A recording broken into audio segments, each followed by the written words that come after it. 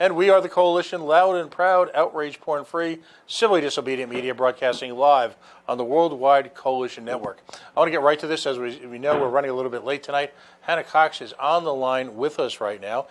She's joined the show a couple of times, so she's officially a repeat offender. She is with conservatives concerned about the death penalty.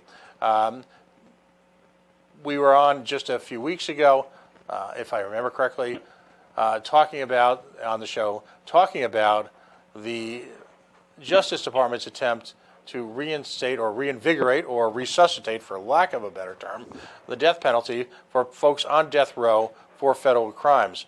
Hannah, first of all, give us a little snapshot of your organization for people who might not be familiar with it, and then if you can give us an update on exactly what happened this week and what happens next.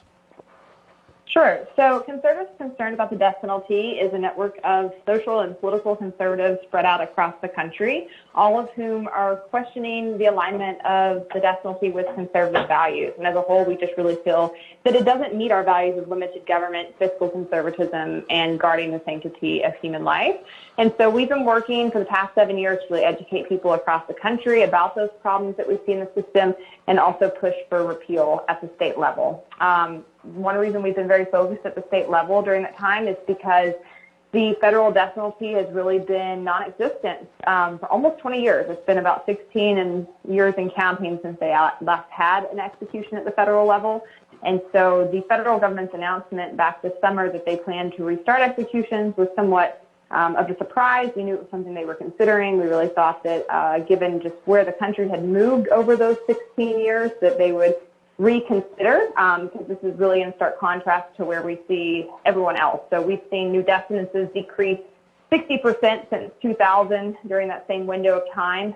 We've seen the level of executions being carried out continue to go downward. Last year was the fourth in a row the country had fewer than 30 executions. All of those came from only 8 states, and more than half of them were in Texas alone. So there's very few states still using it. Of the 25 that even still have it, over a third haven't used it in a decade or more. So the federal government's actions are really kind of bizarre and just totally out of step here. So for right now, there is a stay on the executions. They were set to resume December 9th. The Supreme Court recently upheld that decision, and so we still are waiting to see what ultimately happens. But as of right now, they're not going through. Right. What is the next avenue of appeal for them? I mean, what is Mr. Barr and the Justice Department going to continue to push the envelope on this? Philosophically, or was this just simply an aberration, a momentary loss of their minds? By all appearances, they will continue to push for this. It's going to come down to whether or not they can find a protocol that I think meets the standards. I think it's also going to come down to a couple different factors. There's numerous cases, so I can't really speak broadly to exactly what will happen in each of them, but each case right now that's pending for execution has pretty serious constitutional issues with the trial itself, or issues with the drug protocol that are preventing it from moving forward, and it seems the Supreme Court is not willing to cave on that. So what the Barr administration does next is remains to be seen, I guess, largely, but they've given no indication they're going to give up the fight. And I think that it's important to point out, the death penalty is really, really expensive. It's far more expensive than life in prison without parole, at least $1 million more per case. But that doesn't encapsulate the true cost of the death penalty, which we see to be ongoing as these people continue to work to push to get new protocols. There's no telling what kind of money they're spending on this. Well, you've got a couple of sets of exogenous events going on. Number one, you've got the continued rise of organizations like the Innocence Project, which are a variety of self-funded organizations who are looking, using both legal help and scientific help, if you will, to fight the good fight, if you will. Secondly, you've got the discovery around the nation now of some of the incredible structural deficiencies of a variety of states' attorneys general's offices. When thousands of rape kits are found, when DNA is discovered, when these just seemingly innocuous bureaucratic messes all of a sudden involve a government's decision over the sanctity of human life, you realize how inadequate government is. And then, of course, you've just got the rise of science, which on every level seems to point to just how flawed a justice system run by men to make judgment on men is. Is this going to be enough, do you think, to finally crush it, and this is just going to be a periodic outburst? Or is there still, as you travel around the country to state houses and courtrooms and meetings, is there still some type of cultural pull towards the death penalty? Well, like I pointed out, I think we can see through a couple of factors, including the decrease in sentences and executions, and also just the very few number of states that are continuing to use it at all, that certainly the culture is changing on this, and I think it will continue to. I don't think that's going to happen overnight. I think there's still work to be done, and I do think you still have a couple outlier states like Texas and Florida and Georgia, Tennessee, even mostly heavily concentrated in the Deep South, that are still using it quite prolifically. So the battle's not won, but I think it will be won. It's kind of a matter of question of when, not if.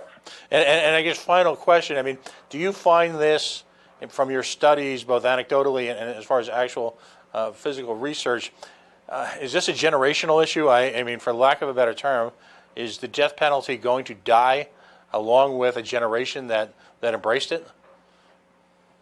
I don't know. You know, we work with people of all ages on this issue, and I think there's a lot of people of many generations that are becoming aware of the flaws in the system. I think, like you pointed out, the Innocence Project and also just the rise of true crime and people really getting to look behind the scenes of the justice system and see all of its inherent flaws and how often it gets it wrong. That's certainly contributing to the turn against it, and I think is indicative of why we see such a push for criminal justice reform as a whole in this country. So I think that, you know, it's not necessarily an age thing. It's more of an educational thing. Hey, be careful out there. Hey, last thought, how can folks follow you and follow your efforts at Conservatives Concerned about the death penalty? Sure. We are at conservativesconcerned.org. That's our website, and they can get lots of good information and data there. We're also at our acronym on social media, which is CCATDP, Conservatives Concerned About the Death Penalty, on both Twitter and Facebook. And for folks who find a true moral calling to this, as we all should, but you know, we live in a universe now that folks cast a different eye on morality. How can they contribute to your organization? Also, again, at conservativesconcerned.org, we've got a donation page for folks who want to get involved, or they can contact us through the submission page on that site as well. And because you folks are privately funded, right? I mean, you're looking towards to support all the time.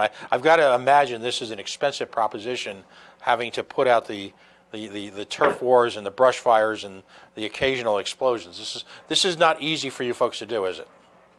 That's right. Yeah, it takes a lot of people working in many different capacities, and you know, we've still got a lot of states to get to, and so we appreciate anyone's support that's willing to offer it.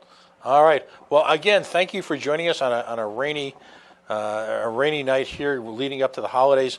God bless your organization and everything that you do, and we'll try to continue to amplify this as best we can up here in New England, where, fortunately, at least for the time being, well, the death penalty doesn't seem to be an issue. But again, the culture wars continue, and I don't know, as long as there are folks looking to capitalize on something like this, I don't know that if we're ever truly safe until we finally end it federally. Hannah Cox, she's joined us from the out in the field, a true warrior fighting the death penalty across the country. Hannah, thank you so much for joining us. Thank you so much. We appreciate your support. All right, buddy. Talk to you soon, and Merry Christmas. Okay. Merry Christmas. Bye-bye. All right. Hannah Cox from Conservatives Concerned. You know, it's interesting. We here in Rhode Island and New England, we haven't largely had to face the death penalty as an issue. I know that there were times in recent Rhode Island history where on a federal level, folks called out for it. There was a rather interesting situation that developed a number of years ago with Lincoln Chafee when he was governor and pointed out to the states' rights nature of the death penalty. I hope that continues. I've never quite understood why conservatives, and that's why I applaud Conservatives Concerned, because you have a group of folks who finally have understood that limited government is not just a fiscal constraint. It's not just not a size of government. It's not about the intrusion of government, but it's about the ultimate intrusion of government. If in fact we don't believe that government should, perform any number of duties. Just in our last guest, we were just talking with Mark Flatten about the crazy nature of government forcing a 2,500-hour time constraint on cosmetics training. Yet, and we object to that strenuously, then simply on a logical basis, forget about the morality for just a second, on a logical basis, how can we then allow government to control, well, if you will, the ultimate issue, which is the power over life and death?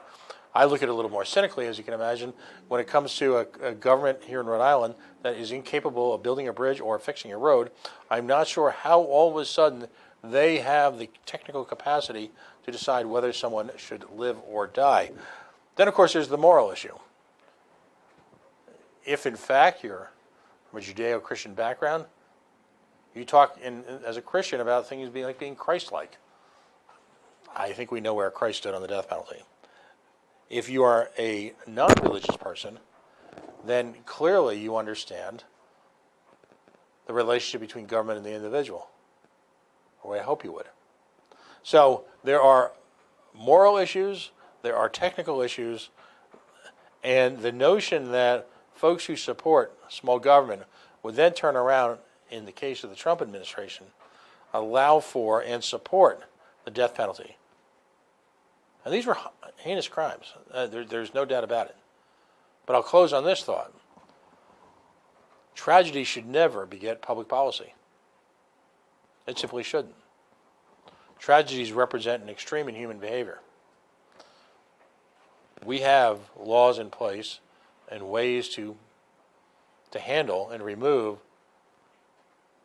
that element from society. We need to reform those as well as, working in and on public health issues. State-sponsored executions should never be part of the equation. What do the kids say? IMHO, in my humble opinion.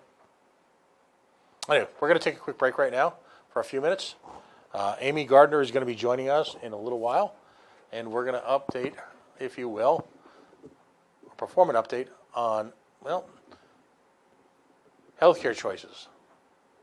As a libertarian, I embrace choice for all on every issue. So do a number of my friends from the left. So do a number of my friends from the right. Why then would they support legislation that takes choice away? The societal good portion has never been proven. And quite frankly, the power of the mob using, if you will, the excuse of societal good should never hold sway over the decisions of the individual, particularly when there's no aggression involved.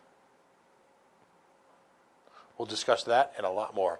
We are the Coalition, loud and proud, outrage-born free, civilly disobedient media, broadcasting live on the Worldwide Coalition Network here at the Go Local Live Broadcast Center, deep in the heart of the city we love, Providence, Rhode Island, the Naked City, the city of thousands of stories. Again, it's a rainy, kind of miserable night here on La Prov, but still, the holiday spirit is palpable. Come on down tonight, have some supper, have a couple of hot drinks that might have a little kick in it. We're blessed to live in and around a Renaissance city. It's a reflection of what we make it to be. Despite its recent challenges, we can bring this city back to greatness. We should not be waiting for government to do it for us. So stay tuned for a few minutes. We'll be right back.